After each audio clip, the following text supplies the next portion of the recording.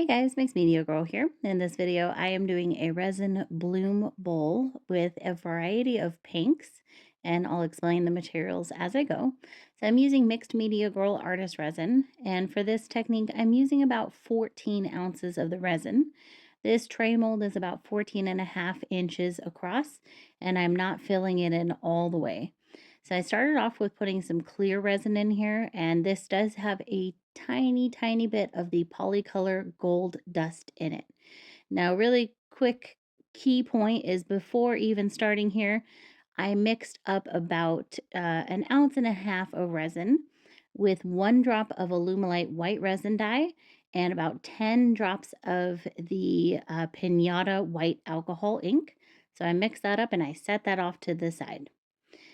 So after I did my clear, I went on the outside with some light pearl pink, and that is a combination of the polycolor white mica powder and the polycolor cotton candy mica powder. And then I'm using some alcohol inks. The first one that I used in the middle there was a dark red metallic one from Ranger. Outside of that, I went in with a Pinata coral. And then outside of that, I went with a light pink metallic from Ranger. And then some more of the deep red metallic from Ranger also.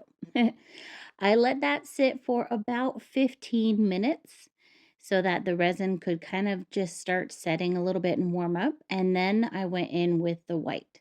So I did essentially a little spiral pattern here. You can really do all kinds of designs. It's totally up to you. This is just currently my favorite pattern to do.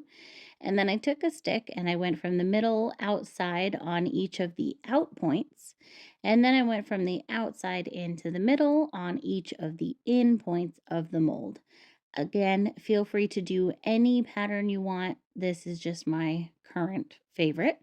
And I do wipe off the stick in between each of these lines. Otherwise, you'll just end up kind of dragging the resin across your pretty design. And after finishing my design, I hit it lightly with a heat gun and then let it sit for 6 hours. After about 6 hours, depending on your temperature, humidity, the resin you're using, it should be not sticky or tacky and it should be still very pliable.